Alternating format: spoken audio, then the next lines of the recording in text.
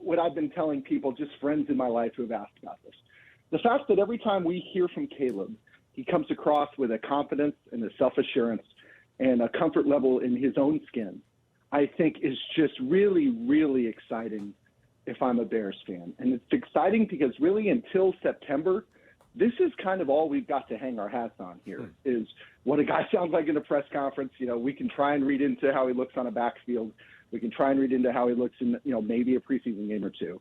But really it's about, you know, attitude, enthusiasm, and comfort. And Caleb just oozes all of those things. That is a really good thing to be excited about. If he's going to be the first truly great quarterback they've had in 124 years, I think it's pretty good that he's wired differently. And, you know, in our interactions with him on Friday and then in watching practice on Friday and Saturday, he certainly, you know, seems that way around his teammates too. To me, that's the most exciting part. I mean, that Saturday practice they had, they might have thrown the ball 20 times. Like, it's really hard to read anything out of what we saw on the field. But, boy, just the more time you spend around Caleb, the more exciting, you know, it is.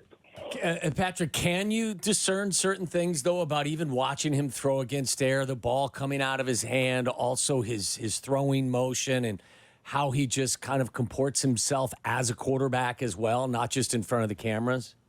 Yeah, I mean, you know, and you listen to Shane Waldron talk, and he said, boy, that arm talent is fun to watch. And I wrote about that for the Saturday paper, and just that kind of without knowing it, Waldron stumbled upon the thing that kind of Justin and Mitch kind of were never really natural at that, which is just, you know, the ball gets there on time with the right amount of touch. You can see that, and that looks real different than anything, you know, we've seen the last couple of years. So, yeah, there's part of that there. You also watch the way he interacts with his teammates. That's interesting. You know, I keep an eye on that sort of stuff as much as I do, you know, charting whether or not he threw a complete pass or not.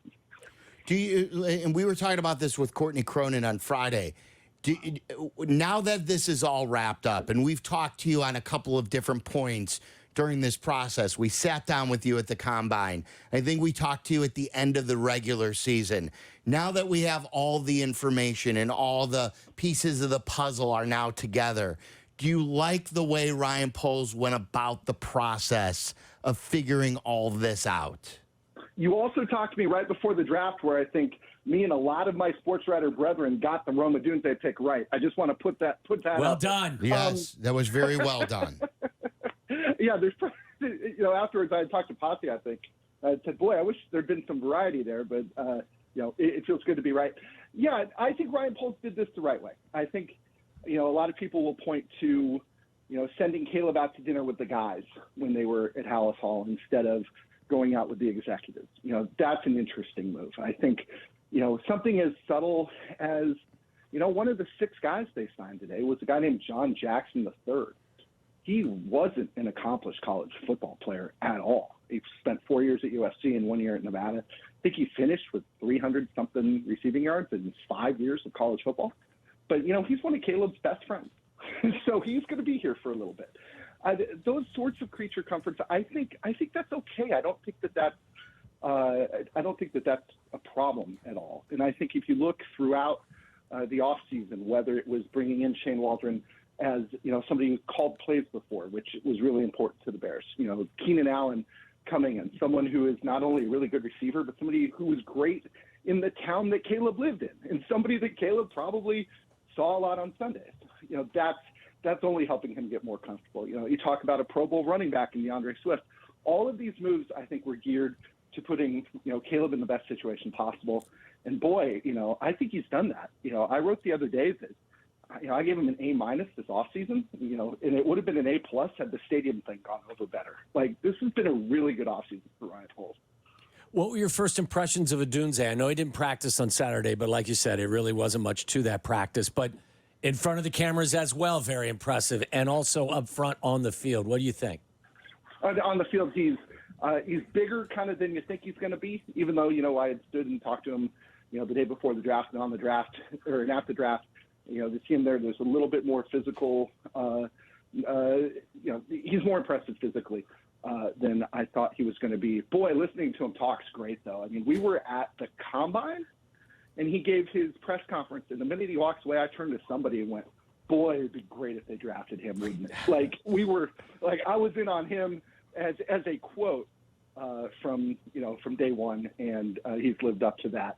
I think, like Caleb, he is really comfortable being himself, and those are really interesting things to see at this time. Because I look back at when I was that age, I wish I had the self-confidence at 22, 23 that you see in Caleb Williams, and I wish I had the comfort level in who I am, because that's going to be really important for him when things go well, and really important for him when things go poorly. And both things are going to happen probably in year one.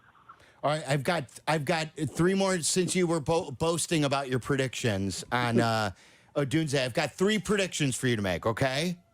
All right. Let's do kind of like a lightning round of these three.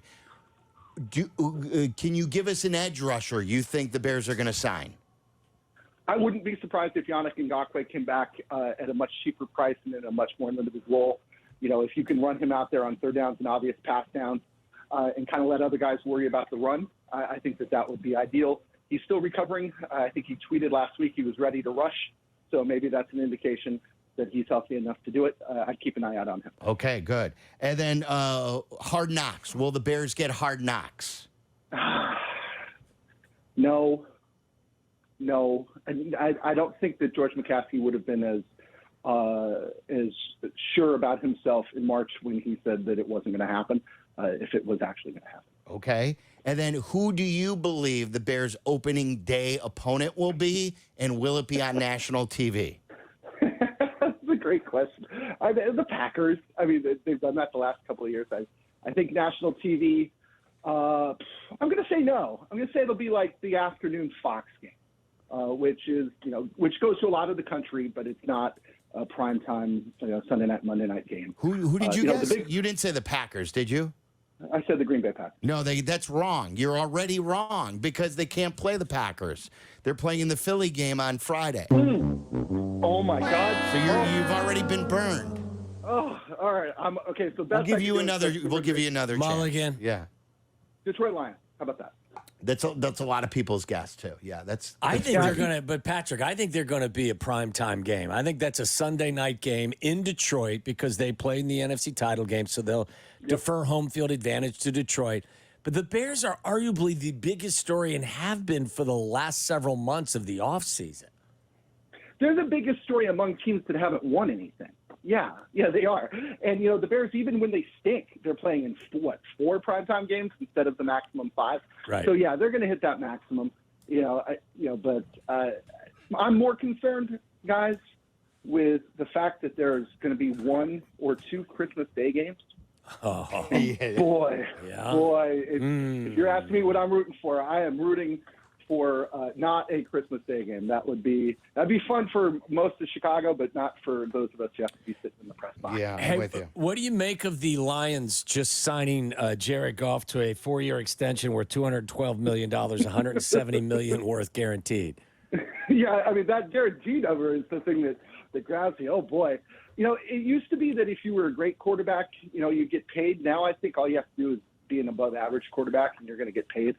There's a world here where by the end of the season, what is he? He's the third best NFC North quarterback, maybe by the end of the season. Can you sit here right now and say that he's the best? He's not. I'd rather have Jordan Love probably, but you got to pay him, and that's how this goes. And that's why lots of dads with young boys pay quarterback coaches a lot of money, because if you can win that lottery, you are going to get paid well into your 30s.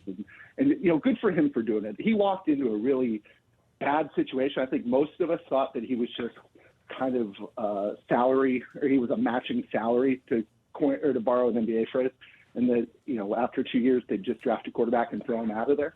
But I guess, in their wisdom, they never did draft a quarterback. I still disagree with that. But he has turned into a very, very solid quarterback. I look at the NFC Championship game. I wonder whether you can win a Super Bowl because of Goff. To me, the answer is probably not. There were some instances late against San Francisco where you'd like to have a slightly better quarterback back there and a got-to-have-it moment. But, boy, I will never fault the guy for getting his money. That's a lot of money. It's a lot of money, yeah. Patrick, great stuff. Thanks for your time. We appreciate you. Thanks, Patrick. Hey, anytime, guys. There you go. Patrick Finley, really good.